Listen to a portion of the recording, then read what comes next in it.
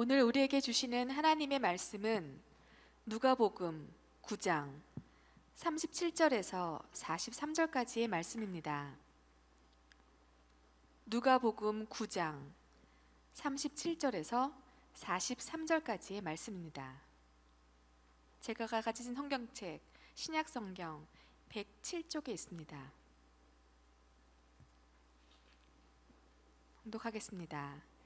이튿날 산에서 내려오시니 큰 무리가 맞을세 무리 중에 한 사람이 소리질러 이르되 선생님 청컨대 내 아들을 돌보아 주옵소서. 이는 내 외아들이니이다. 귀신이 그를 잡아 갑자기 부르짖게 하고 경련을 일으켜 거품을 흘리게 하고 몹시 상하게 하고야 겨우 떠나가나이다. 당신의 제자들에게 내쫓아 주기를 구하였으나 그들이 능히 못하더이다. 예수께서 대답하여 이르시되 믿음이 없고 패역한 세대여 내가 얼마나 너희와 함께 있으며 너희에게 참으리요. 네 아들을 이리로 데리고 오라 하시니 올 때에 귀신이 그를 거꾸러뜨리고 심한 경련을 일으키게 하는지라. 예수께서 더러운 귀신을 꾸짖으시고 아이를 낫게 하사 그 아버지에게 도로 주시니 사람들이 다 하나님의 위엄에 놀라니라. 아멘. 아멘. 말씀의 제목을 함께 읽어봅니다. 시작. 주님, 이 고통에서 건져 주소서.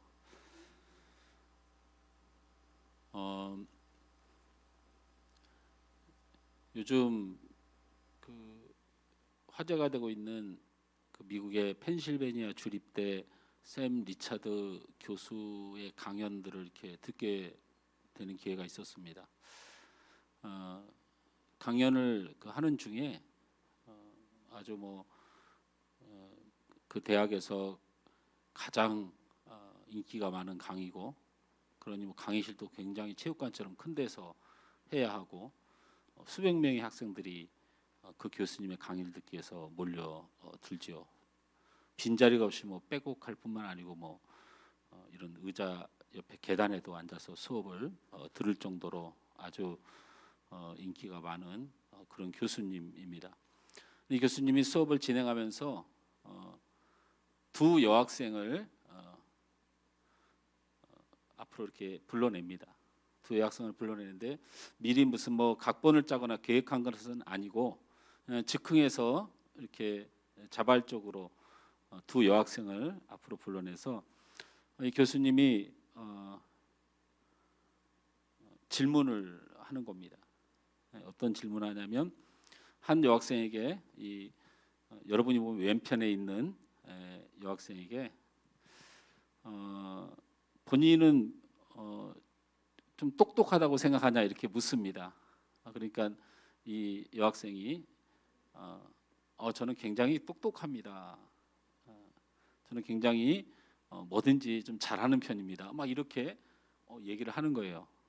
참 낯설기도 한데 얼마나 똑똑하길래 그렇게 말하는지 몰라도 저는 굉장히 똑똑하고 그리고 굉장히 모든 일들을 잘 해냅니다. 이렇게 얘기를 했어요. 그리고서 그 옆에 있는 이제 오른편에 있는 여학생에게 어떻게 자네는 똑똑한가 이렇게 물었습니다. 그랬더니 이 자매가 이 여자분이 머뭇머뭇거려요. 저는 그렇게 똑똑하지는 않고 이렇게 똑똑하길 원합니다. 좀 잘하길 원하는데 잘 그렇지 못합니다. 라고 이렇게 대답을 하는 거예요. 그러자 다시 이 샘 리차드 교수가 아주 똑똑하다고 말했던 그 여학생에게 단도직입적으로 묻습니다. 학점이 얼마나 나오냐고 물어요. 이 여학생이 그런 걸 묻냐고 교수님하고 한참 실강의를 합니다. 그런 거 별로 밝히고 싶지가 않다. 근데 그걸 왜 물어보냐? 지옥 같다 여기가. 나한테 그렇게 물어보는 게 학생들도 많고. 그러니까 교수님이 이제 마지막 자존심을 살짝 건드려요. 4점 만점인데 3점은 넘으냐고 물어요. 그러니까 이 학생이 3점은 조금 넘는다고 이렇게 표현을 해요. 그러니까 나중에 이 교수님이 3.1이군요 이렇게 얘기를 해요. 그렇게 대화를 유도하더니 이 왼편 이제 오른편에 있는 이 여학생에게 당신은 학점이 얼마나 나오냐고 물어요. 그랬더니 막 부끄러워하고 별로 말하고 싶지 않아요. 그리고 별로 그렇게 자랑할 만한 것도 아니에요. 이렇게 이런 식의 표현을 합니다. 그러니까 이 교수님이 가까이 가서 나한테 귀에다가 얘기해 보라고 이렇게 말합니다. 그랬더니 이 학생이 뭐라고 말을 했습니다. 그러니까 이 리처드 교수가 큰 소리로 3.6 이렇게 얘기를 해버리는 거니까 얼굴이 빨개져서 어떻게 할 줄 몰라요. 거기까지는 그냥 들었어요. 뭐 4.0도 아니고 뭐 3.9도 아니고 3.6이라고 하니까 좀 부끄럽겠지 생각하고 사람들이 다 바라보고 있는데 이 샘 리처드 교수가 이 학생에게 몇 학년이냐고 물어요. 몇 학년이냐고. 그러니까 자기는 2학년이라는 거예요. 마지막으로 이 학생한테 몇 학년이냐고 물어요. 올해 졸업을 한대요. 자기는. 아니 졸업하는 거 말고 몇 학년이냐고 물었더니 2학년이라는 거예요. 제가 지금 못 알아듣는 사람도 얘기하고 있는 거예요. 자신이 아주 똑똑하고 영리하고 뭐든지 잘한다고 말하는 이 학생의 성적은 3.0 정도나 3.1 정도 성적임에도 불구하고 굉장히 잘하는 거예요. 그게 대단한 거예요. 그리고 어쨌든 2학년이에요. 근데 이 반면에 3.6의 성적을 가진 이 학생은 3.6의 성적을 가졌음에도 불구하고 굉장히 부끄러워하고 3.9, 4.0을 받지 못한 것에 대한 마음에 기쁨이 별로 없어요. 더군다나 이 학생이 졸업합니다라고 하면서 본인이 2학년이라고 말할 때 온 학생들이 박수를 막 치는 거예요. 이게 무슨 일이냐? 4년 동안의 공부를 힘겹게 해야 졸업하는 펜실베니아 주립 대학에서 2년 만에 4년 과정을 3.6의 성적으로 마치는 천재적인 아이예요. 그래서 이 샘 리처드 교수가 다시 한번 이 학생에게 묻습니다. 혹시 3.0의 2학년인 당신의 부모들은 뭐라고 말하냐? 말하자 굉장히 자랑스러워하시고 굉장히 즐거워하시고 좋아하시고 주변에게 막 자랑하고, 그러니까 이 교수님이 당신이 3.6의 2학년인데 4학년의 학기를 다 마쳐서 졸업을 하겠다고 그런 일이 당신한테 벌어진다면 무슨 일이 벌어질 것 같냐? 라니까 온 페이스북, 전화, 온 천지에 우리 어머님은 막 자랑하고 이 세상에 자기를 최고라고 떠들고 다니실 거라고 얘기를 해요. 근데 이 학생한테 물었어요. 3.6의 성적에 4년 만에 졸업해야 될 대학을 2년 만에 졸업을 하면서 이 사실을 부모님이 알면 어떻게 생각하실 것 같으냐 물으니까 부끄러워서 말을 못할 것 같아요. 3.9나 4.0을 받지 못하니까 부끄러워서 말을 못할 것 같아요. 절대 주변에다가 말 못할 것 같아요. 해외에 나가서 유학까지 하면서 그 정도밖에 못하냐고 말할까 봐 우리 부모님 말을 못할 것 같아요. 이 두 사람의 국적이 어디냐? 한 사람은 미국 사람이고 한 사람은 한국 사람이었어요. 그러면서 이 교수님이 하는 말이 한국인들은 자신의 능력을 굉장히 과소평가하고 잘하는 것보다는 잘하지 못하는 것에 영향을 받으며 자기를 비판적으로 여기고 그것을 자기 발전의 원동력으로 삼는 이상한 민족이다. 그렇게 해서 결국에는 성공을 하긴 한다. 근데 미국인의 이 아이의 스타일은 못하는 것보다 잘하는 한 가지를 자랑스럽게 여기고 즐거워하고 그것을 칭찬하고, 그래서 서구의 방식은 그런 잘하는 작은 하나를 칭찬하고 그 가치를 높여줘서 성공하는 삶으로 만든다. 이런 표현을 하더라고요. 최근에 저는 우리 코로나19로 어려움을 당하는 이 나라와 또 우리 국민들을 바라보면서 마음속에 굉장히 자랑스럽고 굉장히 기쁘고 굉장히 당당합니다. 우리 전사님이 우리가 밖에 나가서 크리스찬이란 말을 하기가 부끄럽다고 이런 우리의 모습이 복음 안에 더 올바로 서서 자랑스러워하는 것을 위해서 우리가 예배 전에 기도하는 것을 함께 기도했습니다. 그런데 코로나19를 맞이하는 우리나라의 이 모습을 가지고 우리가 세계 가운데 나가면 한국 사람이다 말하는 것이 굉장히 자랑스럽다는 생각이 듭니다. 여러분, 세계에서 우리나라는 가장 안전한 나라입니다. 밤이 되었던 새벽이 되었던 원하는 대로 바깥에 나갈 수 있는 유일한 나라입니다. 그리고 우리는 굉장히 잘 살고 있습니다. 굉장히 잘 먹고 있습니다. 그리고 도덕적인 기준과 가치도 굉장히 높습니다. 코로나19가 이 나라도 고통을 주는 상황이긴 하지만 저는 열심히 정부가 이것을 막아내려고 애를 쓴다고 알고 있습니다. 또 우리 국민들도 이 땅에 공산 국가를 제외하고 우리나라 같은 나라가 없습니다. 오늘 아침에 내려오면서 과연 오늘은 몇 명조들까 121명, 해외 유입자를 빼면 90명, 99명 정도가 발생을 했습니다. 저는 너무너무 수고가 많고 너무너무 잘하고 있다고 생각합니다. 우리가 어떤 정서를 가지고 어떤 마음의 기준을 가지고 살아가느냐에 따라 우리의 삶은 다르게 나타난다는 것입니다. 정말 우리나라가 코로나19를 대처하는 이 상황이 정말 세계 수준에 못 미친다고 생각하십니까? 정말 우리 국민들의 수준이 마치 언론에서 말하는 맨 싸움판인 거라고 여러분 생각하십니까? 우리 국민들이 얼마나 차분하게 조심하면서 이것을 힘겨운 싸움을 잘 해나가는 저는 국민이라고 믿습니다. 세계에서 부러워하는 4대 기업을 가진 나라가 우리나라입니다.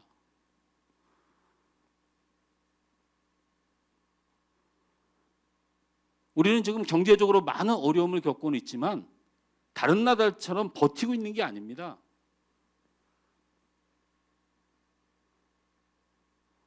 우리나라의 모 기업이 무너진다면 세계 경제가 무너지는 것이라고 말하는 사람도 있습니다.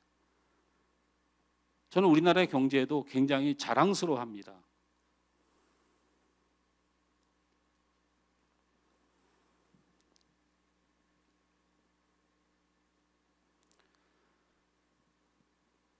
우리가 어떤 마음을 가지고 어떤 생각을 가지고 어떤 것이 우리의 마음을 주장하느냐에 따라 우리의 삶의 방향과 그다음에 생각과 우리의 마음의 평안이 달라지긴 합니다.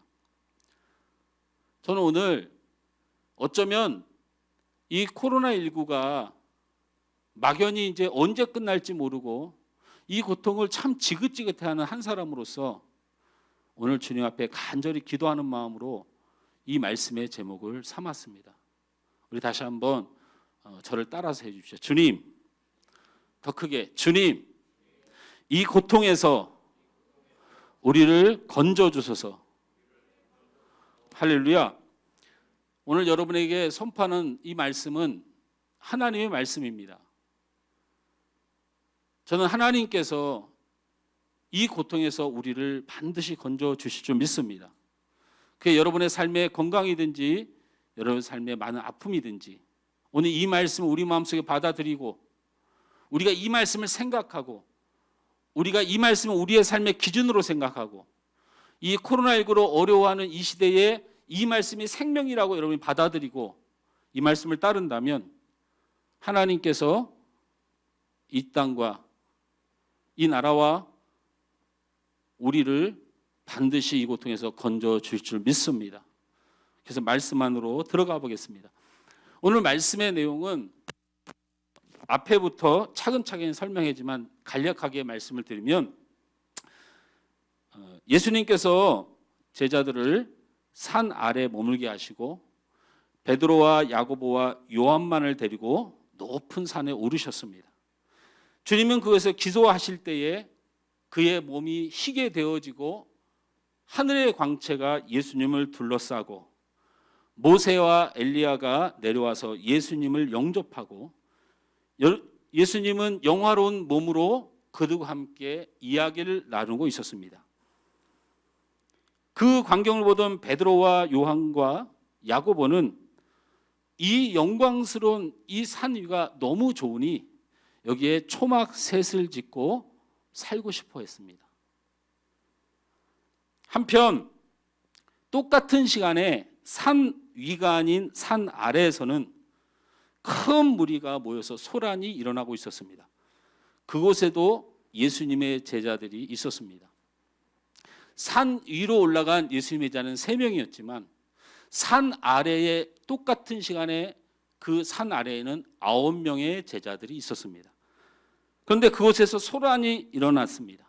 그 이유를 본즉 어떤 아버지가 귀신 들려서 고통받고 거품을 울면서 쓰러지고 경련을 일으키고 소리를 질러대는 굉장히 고통받는 자신의 아들을 데리고 와서 제자들에게 고쳐달라고 요구하고 있었습니다. 그러나 제자들은 그 귀신을 쫓아내지 못하고 진땀을 흘리며 전전긍긍할 뿐만 아니고 그들을 질책하는 사람들과 거기서 다투고 있었습니다.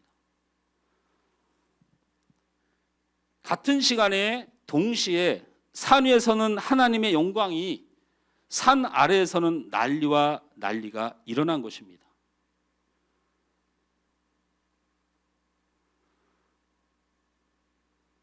베드로와 2명의 제자는 산 위의 영광스러운 자리에 예수님과 함께 있길 원했지만 예수님은 그 영광을 내려놓으시고 산 아래로 가길 원하셨습니다.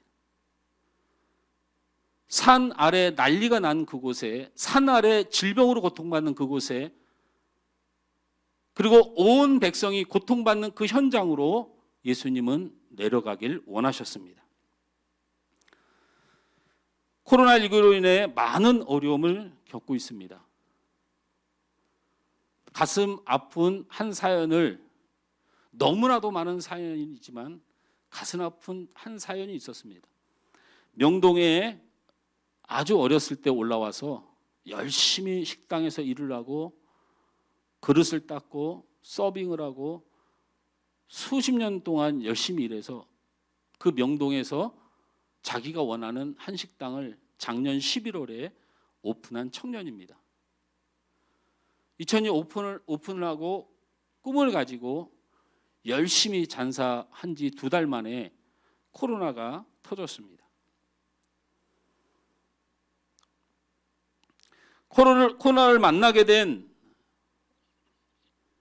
이 청년은 명동이라고 하는 곳이 직격탄을 맞아서 코로나 때도 고통을 받지만 코로나가 조금 소강 상태일 때 풀어줘도 명동은 회복이 안 되는 그런 지역으로 지금 알려져 있습니다.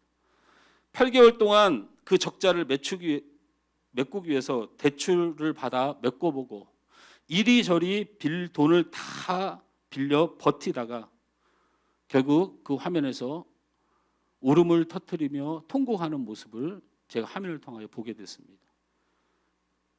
그의 입술에서 나온 한마디는 죽고 싶다라는 거예요. 날마다 그 가게에는 친구가 찾아옵니다. 그래서 그 PD가 이 친구는 날마다 오냐고 물으니까 본인이 죽을까 봐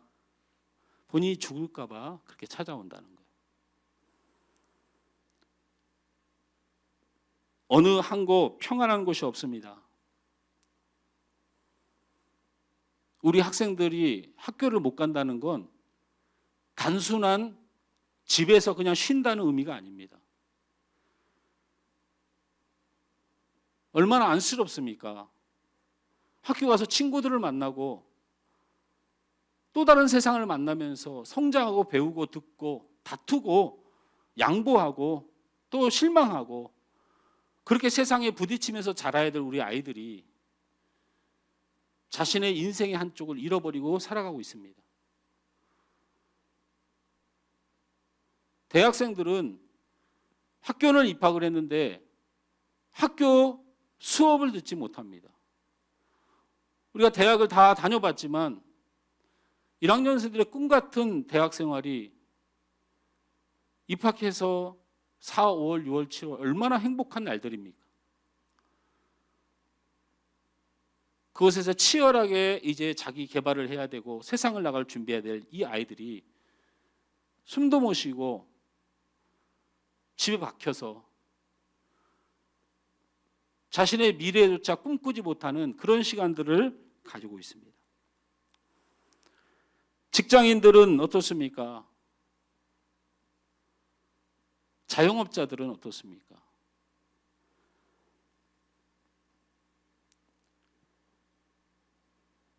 앞으로 닥칠 위험은 사실 더 심각한 것입니다. 경제적 타격은 눈덩이가 되어서 악화될 것이고 지금 좀 어려운 건 사실 문제도 아니죠. 이 일로 인하여 닥치는 쓰나미는 어쩌면 우리 한국 경제를 통두리째 흔들 수 있습니다. 우리들의 정서적 파괴는 더욱 심각해질 것입니다. 불안과 염려, 그것을 넘어서 원망과 분풀이, 세대 간에 벌어지는 거리. 제가 한 댓글을 웬만하면 안 봅니다. 요즘은 너무 힘들어들 하니까. 우연치 않게 이 코로나19를 2.5단계를 이제 그만 유지하지 말고 경제를 위해서 좀 풀어줘야 되지 않느냐라는 그 기사에 댓글에 제가 굉장히 큰 충격을 받았습니다. 이렇게 썼더군요. 60세 이상은 3단계로, 젊은 사람은 2단계로. 이렇게 어떤 분이 댓글을 해놨어요. 아, 우리 젊은 사람들의 생각이 어른들을 원망하고 괜히 그분들을 구속하고 그분들이 원인이 되고 있다고 하는 그런 생각들을 참 많이 하고 있구나. 참고로 우리 코로나19에 걸린 우리 국민 중에 27%가 20대입니다. 이런 정서적 불안은 더 심각해질 것입니다. 우리는 한 번도 경험하지 못한 어려움을 겪고 있지만 미래는 더 불확실하다는 겁니다. 진짜로 코로나가 없어지긴 하는 건지, 정말 이 8개월 동안에 이렇게 전 세계가 올스톱되어 있고 어떻게든 버티고 있는 상황에 코로나가 종식이 되고 나면 진짜로 회복은 되는 건지,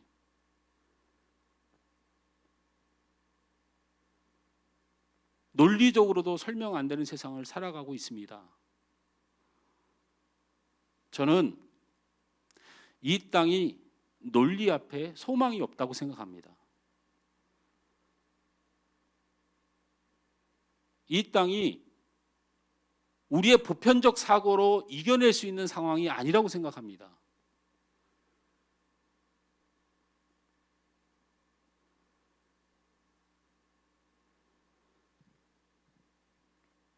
제가 이렇게 말을 했지만 여러분은 어떻게 생각하십니까? 여러분 생각은 어떻습니까?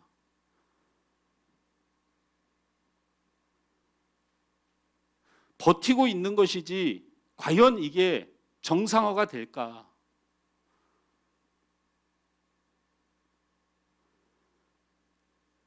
그럼에도 저는 분명히 우리에게 소망이 있다고 믿습니다. 왜 우리에게 소망이 있냐면 산 위에 영화로운 것을 버려두시고 질병과 아픔과 슬픔으로 고통당하는 세상을 향하신 우리 예수님이 계시기 때문에 우리에게 소망이 있다고 믿습니다. 할렐루야. 저는 이 땅이 예수님 때문에 소망이 있다고 믿습니다. 우리 사랑하는 성도들의 아픔과 슬픔이 예수님 때문에 소망이 있다고 믿습니다.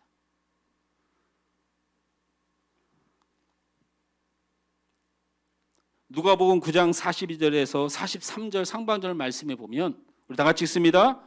올 때에 귀신이 그를 거꾸로 트이고 심한 경련을 일으키게 하는지라 예수께서 더러운 귀신을 꾸짖으시어 아이를 낫게 하사 그 아버지에게 도로 주시니 사람들이 다 하나님의 위엄에 놀라니라. 할렐루야. 산 위에 영광을 버리고 절망과 아픔과 고통의 세상으로 오신 예수님은 그곳에서 치유와 은혜를 베푸셨습니다. 저는 살아계신 우리 예수님의 은혜가 반드시 이 땅에 임하면 우리에겐 소망이 있을 줄 믿습니다. 모든 실패의 논리를 우리 예수님이 깨트릴 것입니다. 모든 질병의 고통을 우리 주님께서 치유하실 것입니다. 불확실한 우리의 미래는 우리의 행동으로 결정되는 것이 아니고 산 위의 영광을 버리시고 고통받는 이 땅을 치료하게 오신 예수님, 그 진리이신 예수님이 반드시 치료하게 될 줄 믿습니다. 우리가 이 시간에 주목해야 될 점이 있습니다. 주목해야 될 점이 있습니다. 바로 이 말씀입니다. 누가복음 9장 35절 말씀을 우리 다 같이 읽습니다. 시작. 구름 속에서 소리가 나서 이르되 이는 나의 아들 곧 택함을 받은 자니 너희는 그의 말을 들으라 하고. 저를 보십시오. 예수님이 산 위의 영광스러운 자리에 있을 때 제자들이 예수님 우리 여기 초막셋을 짓고 우리 여기 삽시다 하니까 예수님이 아니 산 아래에 고통받는 자들을 향하여 나아갈 것이다. 내가 그곳을 치료하고 내가 그것을 복되게 하겠다고 마음 먹고 내려가시는데 성경에서 별로 등장하지 않는 사건, 삼위의 하나님 중에 이 위 하나님이 동시에 거기서 나타납니다. 예수님은 세상을 향해서 내려가는데 하늘에서 하나님의 음성이 제자들에게 들립니다. 뭐라고 말씀하십니까? 오늘 여러분이 읽은 말씀대로 구름 속에서 소리가 나서 이르되 이는 나의 아들 곧 택함을 받은 자니 너희는 그의 말을 들으라. 할렐루야. 예수님이 이제부터 하시는 말씀을 들으면 된다고 제자들에게 명령하셨습니다. 자, 산 아래 내려오셨습니다. 자, 우리가 알고 있는 성경의 기본적인 상식으로는 어떤 걸 알고 있냐면 소란이 일고 있는데 예수님이 그곳에 가셔서 왜 도대체 싸우는 거야? 무슨 일이야? 라고 말하자 한 아버지가 자신의 아들을 데리고 와서 내가 제자들에게 이 사람을 고쳐달라고 했더니 이 사람들이 고치지 못합니다. 그래서 예수님께서 제자들에게 아이고 믿음 없는 이놈들아 하고 그 아들에게 들린 귀신을 내어쫓고 그 병을 고쳐줍니다. 그리고 제자들이 도대체 왜 우리가 내쫓으니까 왜 안 되는 거죠? 묻습니다. 이게 우리가 알고 있는 산 아래서의 예수님의 행적입니다. 그러나 이 시간 예수님의 행동에 예수님의 고치심에 귀를 기울이는 것도 중요하지만 오늘 성경은 분명히 산 아래로 내려가는 제자들에게 하나님께서 명령하신 것이 있습니다. 그의 말을 들으라. 예수님이 무슨 말씀을 하셨을까? 저는 이 고통받는 세상에 이 코로나로 어려운 이 땅에 소망이 있는 이유가 바로 예수님이 이제부터 말씀하신 말씀 때문이라고 저는 믿습니다. 무슨 말씀을 들으라고 하셨을까요? 예수님은 고통받는 아버지와 아들 그 백성들을 영육을 고치셨습니다. 그러나 예수님은 이러한 고통받는 세상의 원인을 분명하게 말씀하셨습니다. 이 세상이 이렇게 고통받는 이유, 이 아버지가 슬퍼하는 이유, 이 병이 든 자녀가 거꾸러지고 넘어지고 귀신이 들린 이유, 이 백성들이 그걸로 인하여 고통받는 이유에 대해서 예수님은 정확히 말씀하셨습니다. 오늘 코로나로 이 땅이 고통받고 있다면, 나의 가족들이 코로나에 어려움을 겪고 있다면, 그게 경제적이든 정서적이든 고통을 받고 있다면 우리는 이 예수님의 말씀을 기억해야 됩니다. 뭐라고 첫 번째 얘기합니까? 누가복음 9장 40절 말씀을 우리 다 같이 봅니다. 다 같이 읽습니다. 시작. 당신의 제자들에게 내쫓아 주기를 구하였으나 그들이 능히 못하더이다. 세상 사람들이 이 아버지의 고통과 이 질병의 원인과 백성들이 고통스러운 이유가 당신의 제자들에게 있다고 말합니다. 이게 얼마나 어이없는 일입니까? 왜 그 아버지가 눈물을 흘리는 것이, 왜 그 아들이 그렇게 병이 들어 고통받는 것이, 왜 그 백성이 힘들어하는 것이, 왜 그게 제자들 때문입니까? 제자들은 너무 억울한 상황입니다. 너무 속상한 상황입니다.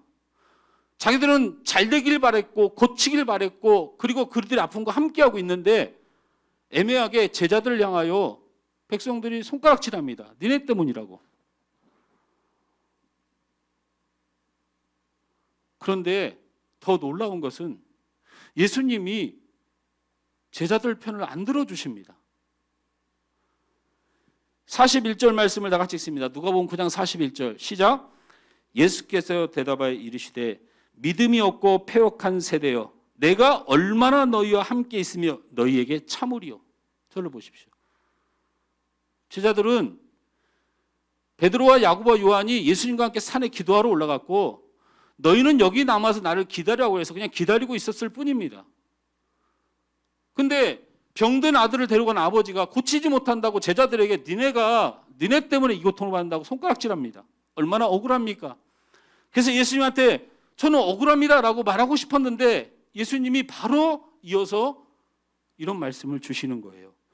예수께서 대답하여 이르시되 믿음이 없고 패역한 세대여 내가 얼마나 너희와 함께 있으며 너에게 참으리요. 예수님은 그 아들의 고통과 이 땅의 고통이 제자들 때문이라고 말하고 있습니다. 그 제자들 때문이라고 말하는 단어 중에 패역이라는 단어를 사용하십니다. 디에스트 람베네라는 단어입니다. 헬라어로. 옳은 길을 벗어났다라는 겁니다.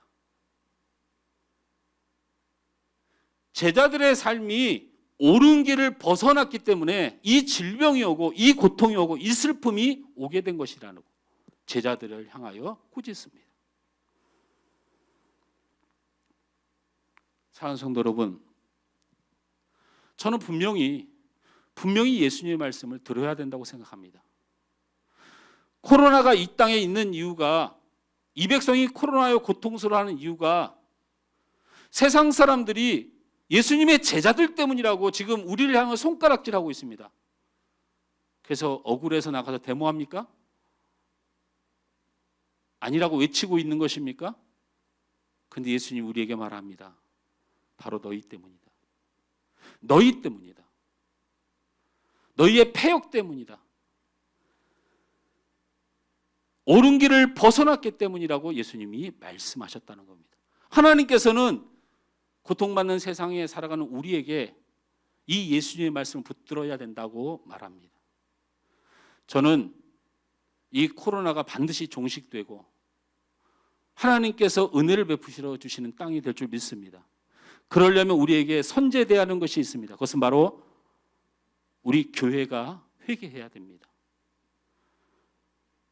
여기 목사가 회개해야 됩니다. 우리 성도들이 회개해야 됩니다. 우리 예수님 앞에 온전치 못하게 살아갔던 우리의 삶 다시 한번 회개해야 됩니다. 이 시간 이후로 이 말씀을 여러분 받으시길 바랍니다.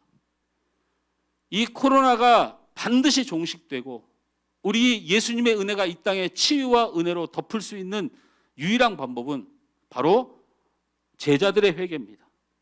우리들의 회개입니다. 교회와 목회자들이 나라와 싸우고 있습니다. 위종자하고 싸우고 있습니다. 원망하고 있습니다. 이제 귀를 닫으십시오. 예수님은 우리에게 그런 명령을 한 적이 단 한 번도 없습니다. 이 아들이 고통받고 이 질병이 있는 이유는 바로 너 때문이라고 말하고 있습니다. 바로 우리 때문이라고 말하고 있습니다. 우리가 회개할 때 우리가 하나님 앞에 온전하지 살아가지 못한 우리의 모습을 바로 세워나갈 때에 이 땅은 치료될 줄 믿습니다. 거짓 선지자들의 원망과 불평에 편승하여 세상을 향하여 칼을 들고 독소를 내뿜지 마십시오. 제자들도 억울했고 잘못한 게 없는 것처럼 손가락질 받았지만 예수님은 그들에게 너희의 신앙 때문이다 라고 말씀하셨습니다.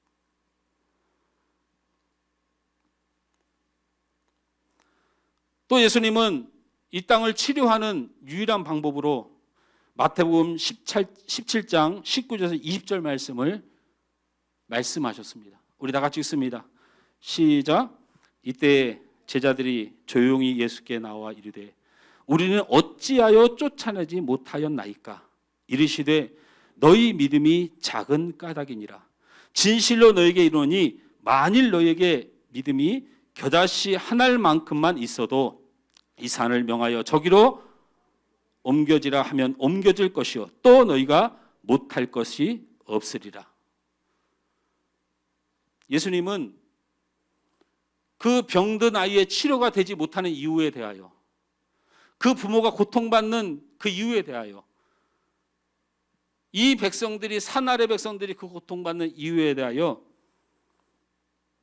바로 제자들을 향하여 겨자씨 한 알만큼의 믿음도 없다고 책망하셨습니다. 우리가 믿음이 없어서 그렇다는 것입니다. 저를 보십시오. 우리가 믿음을 이야기할 때 두 가지를 꼭 기억해야 됩니다. 내가 가진 믿음이 탐욕의 이름이냐 예수님의 믿음이냐에 집중해야 됩니다. 믿음에는 희망의 믿음이 있고 그 다음에 약속의 믿음, 예수의 믿음이 있습니다. 믿음이라는 것을 우리의 마음에 품을 때 그것이 희망의 믿음이라는 것이 있습니다. 내가 원하고 바라고 꿈꾸며 소망하는 것을 믿음이라고 착각하는 사람들이 있습니다. 그게 어떻게 믿음입니까? 내가 원하고 바라고 꿈꾸고 소망하는 것은 믿음이 될 수가 없습니다. 그럼에도 불구하고 믿음이 있다고 착각하는 거죠. 희망을 갖는 거예요. 여러분, 희망은 믿음이 아닙니다. 희망하는 것은 믿는 것이 아닙니다. 그것은 내가 그냥 바랄 뿐입니다. 희망이란 말에 속아서 나에게 소망이 되고 꿈을 갖게 되고 괜찮은 것 같아서 그게 믿음으로 착각되는 경우가 있습니다.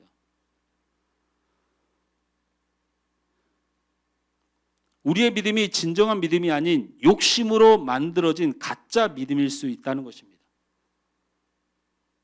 우리의 믿음은 오직 예수님께 있어야 합니다. 할렐루야.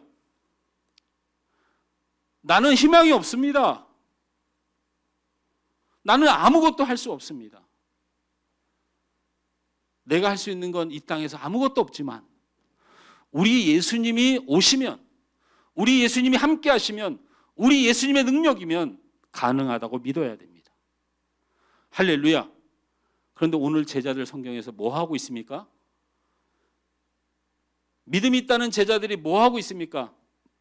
마가복음 9장 14절 말씀에 그들의 행위를 말하고 있습니다. 다 같이 읽습니다. 시작. 이에 그들이 제자들에게 와서 보니 큰 무리가 그들을 둘러싸고 서기관들이 그들과 더불어 변론하고 있더라. 이 말이 무슨 말입니까? 병들어서 고통받고 있는 아들, 슬픔 가운데 있는 그 아버지, 그 백성들의 아픔 중에서도 거기서 자기가 잘났다고 떠들고 있는 거예요. 자기가 잘났다고 서기관들과 싸우고 있는 거예요. 그 아이가 낫길 원하는 마음이 예수님을 의지하는 마음이 아니고 자기가 높아지려고 하니까 싸움이 나는 거예요. 거긴 예수님이 없었다는 거예요. 제자들이 고쳐주는 그 고침의 믿음의 장소에 자기의 발행과 희망과 소망이 있었을지 모르지만 그것은 믿음이 아니었다는 거예요. 왜 이 사건이 중요합니까? 여러분, 이 말씀이 끝나자마자 바로 이어지는 사건이 뭡니까? 서로 상석에 앉으려고 싸움이 벌어지는, 초청받은 그 집에 서로 상석에 앉으려고 싸움이 벌어져서 예수님께서 말씀하지 않습니까? 낮아지는 자가 높아지고 높아지는 자가 낮아지는 걸 왜 모르냐라고 말하는 이 사건의 연속입니다. 여러분, 제자들이 있던 곳에는 믿음이 없었습니다. 자기 바램이 있었고 자기의 소원이 있었고 낫길 원했죠. 왜? 자기가 서기관들보다 높아져야 되는데, 그래서 그곳에서 싸움이 났던 거예요. 고통받는 그곳에 그들의 주장, 그들의 논리, 그들의 능력, 그들의 희망으로 해결하는 것이 아닙니다. 그곳에서는 자신의 희망을 말하지 말아야 됩니다. 예수님을 불러야 했습니다. 예수님을 찾아야 했습니다. 예수님을 기다려야 했습니다. 그러면 싸울 이유가 없죠. 우리의 믿음은 예수님입니다. 예수님이 오시는 것입니다. 예수님이 일하시는 것입니다. 예수님이 나를 사랑하시는 것입니다. 예수님이 이 땅을 불쌍히 여기는 것입니다. 제가 코로나19 무슨 담력으로 이겨낼 수 있다고 말하겠습니까? 우리는 할 수 없습니다. 오직 예수님만이 할 수 있습니다.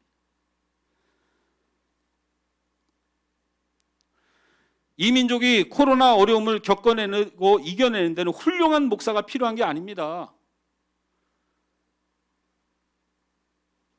코로나를 이겨내는데 왜 훌륭한 목사가 필요합니까?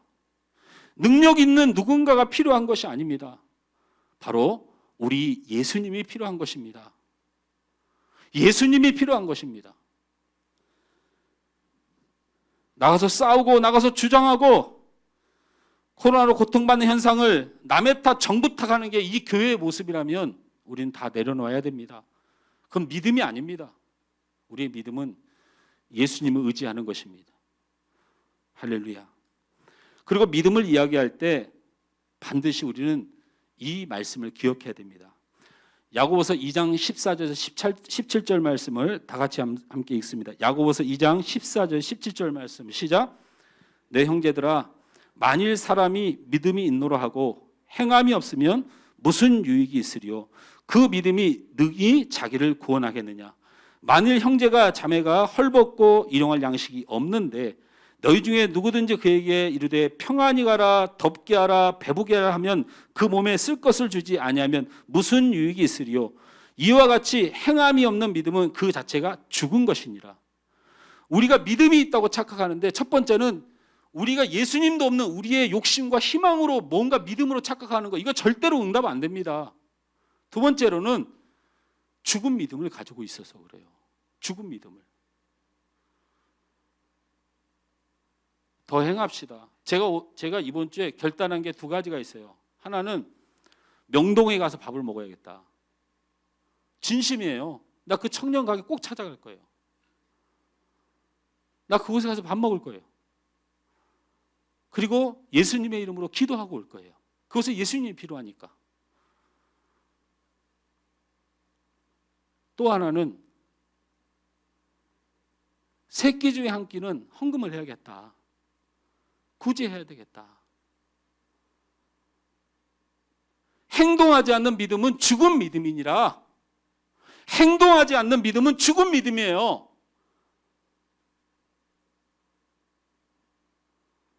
천만의 기독교인이 있는데 우리가 사랑을 조금씩만 베풀어도 그 사랑이 이 나라를 살립니다. 분명히 살립니다. 기독교에 대하여, 교회에 대하여, 목회에 대하여, 성도에 대하여 말과 그럴싸한 말로 설득 안 됩니다. 더 웃게 하라, 따뜻해라, 잘 살아라, 행복해라, 아무 소용없다고 성경은 말합니다. 너희들이 그들에게 쓸 것을 주지 아니하면 그것은 죽은 믿음이다 말하고. 제자들에게 예수님께서 이 땅을 치료받지 못하는 이유가 어디에 있냐면 너희의 믿음이 없다고 말한 것이에요. 예수가 없으면 안 됩니다. 그리고 우리가 많이 하라고 하는 거 아닙니다. 저는 여러분이 적게 했으면 좋겠어요. 우리 성도들도 살기 힘든데, 솔직한 말로 우리 성도들도 먹고 살기 힘든데 여러분이 그냥 덜컥덜컥 구제연금 낼까 겁납니다. 그럼에도 불구하고 잊지 마세요. 겨자씨만한 믿음 한 톨이면 됩니다. 행동하는 믿음으로 죽은 믿음이 아닌 살아있는 믿음을 실천하면 이 땅은 회복됩니다. 예수님은 마지막으로 마가복음 9장 28절에서 29절 말씀을 말하고 있습니다. 다 같이 읽습니다. 시작. 집에 들어가심에 제자들이 조용히 묻자오되 우리는 어찌하여 능히 그 귀신을 쫓아내지 못하였나이까? 이르시되 기도 외에 다른 곳에는 이런 종류가 나갈 수 없느니라. 저를 보십시오. 성경에 조그만 관심이 있는 분이라면 이 말씀이 좀 이상해야 됩니다. 왜 그렇습니까? 아들을 고치고 귀신을 쫓아내고 그 아버지가 기쁨과 감사함으로 찬송하면서 돌아갔는데 마태복음에서는 제자들이 와서 예수님 도대체 우리는 이걸 왜 못한 거예요? 말하니까 예수님께서 너희가 믿음이 없어서 그렇다고 말해놓고는 마가복음에서는 똑같은 사건에 똑같은 질문을 예수님이 한 것까지는 똑같이 기록을 했는데 마가는 잘못 들었어요. 뭐라고? 믿음이 없다는 말은 단 한 글자도 안 썼어요. 뭐라고 했어요? 기도하지 않아서이다. 기도하지 않아서이다. 하나님 말씀이 이것이 오류라고 주장하는 사람들이 있습니다. 여러분 어떻게 이걸 오류로 듣습니까? 똑같은 시간에 말이 틀려졌다고 꼬투리 잡았다고 난리가 났습니다. 그러나 하나님이 예수님을 통하여 말씀하신 말씀 우린 봤습니다. 오류가 아니고 믿음도 없어서 문제지만 우리가 기도하지 않아서 문제라고 말씀하고 있습니다. 저는 한 주간 너무 미안해서 제가 설교하는 책상에 일주일 동안 두었던 봉투입니다. 여기에 보면 구립 엄마품 어린이집 이란 데서 감사헌금을 했어요. 이름은 박혜연 원장님인 것 같아요. 제가 알기로는 이분은 예수를 안 믿습니다. 근데 교회 앞에다가 감사헌금을 하면서 뭐라고 썼냐면 우리 교직원과 가정의 모든 일이 형통하게 되기를 간절히 기도합니다.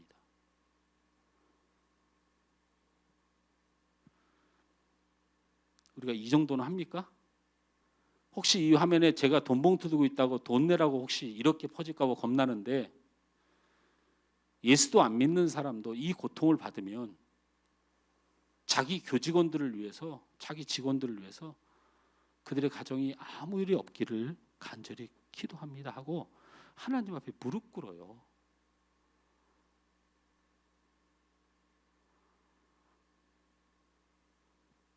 세상이 죽을 만큼 힘듭니다. 사람들이 너무 큰 고통을 받고 있어요. 우리 그만큼 기도하고 있습니까? 우리의 이 정도의 기도로 이 코로나가 물러갈 것 같습니까?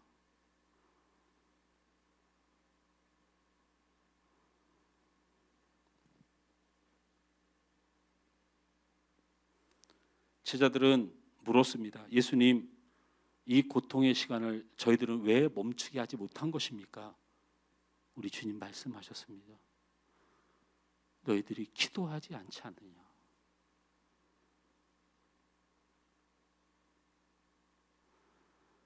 다른 거 다 잊어버려도 이제는 우리 하늘소망교회가 이번 주부터는 우리 모든 목장, 모든 우리 아이들까지 우리 간절히 날마다 기도하는 교회와 성도 되실 주님을 축원합니다.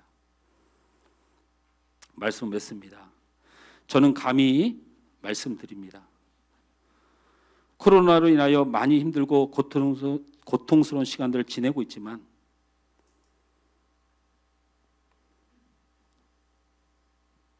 정치적인 싸움이 나라 가운데 번지고 있고 교회는 많은 이들에게 실망을 주고 그 본질을 잃어가고 다툼과 싸움과 원망으로 세상과 싸우고 있습니다. 우리들은 우리들대로 뭘 어떻게 해야 될지 모르고 낙심하고 있습니다. 이제부터 여러분 모든 눈과 모든 귀를 닫으십시오. 오직 주님의 말씀이 우리를 살리십니다. 우린 반드시 이길 수 있습니다. 반드시 이 고통을 끝낼 수 있습니다. 내 잘못이다 하십시오. 이 목사의 잘못입니다. 우리가 회개합시다. 세상을 향한 원망과 정죄 멈춰야 합니다. 그건 예수님의 방법이 아닙니다. 우리가 회개하면 이 땅을 회복시켜 주십니다. 우리 믿음을 바로 합시다. 욕심을 위하여, 내 희망을 위하여 신앙생활하고 삶을 살았던 우리의 삶을 돌이켜서 예수님이 이 땅에 임하기를 간절히 갈망합시다. 그리고 고통받는 이들을 향하여 우리 달려가 봅시다. 그들을 마음 쓰는 행동으로 우리 주님의 십자가의 사랑을 우리를 통하여 드러냅시다. 우리가 기도가 너무 부족했습니다. 풍랑이 일어 배가 고통을 왜 받았습니까? 제자들이 예수님을 찾지 않았기 때문입니다. 그들이 간절히 예수님을 찾을 때 바다는 잔잔해졌습니다. 우리의 기도로 이 코로나를 멈춰 세워야 합니다. 세상은 논리와 세상은 도덕과 세상은 사람의 방법으로 이 땅을 치료하고 고칠 그 어느 피조물도 이 땅에 없습니다. 하나님께서 약속해 주셨습니다. 너희가 예수님의 말을 듣고 마음에 담고 그것을 행하면 이 땅을 고치시고 치유하겠다고 오늘 말씀 가운데 우리에게 보여주셨습니다. 사랑하는 성도 여러분, 우린 십자가의 전달자들일 뿐입니다. 귀를 막으십시오. 다툼을 멈추십시오. 원망의 마음, 실망의 마음을 내려놓으십시오. 죽음을 말하고 고통을 말하고 원망을 말하는 자들이 아닌 우리를 살리신 예수 그리스도의 십자가, 그 구원의 도리를, 그 믿음을, 그 확신을 세상 가운데 드러낼 수 있는 여러분 되길 주로 축원합니다. 따라서 합니다. 이 땅에 소망이 있습니다. 회개하겠습니다. 믿음으로 살겠습니다. 기도하며 살겠습니다. 이 땅은 치료될 줄 믿습니다.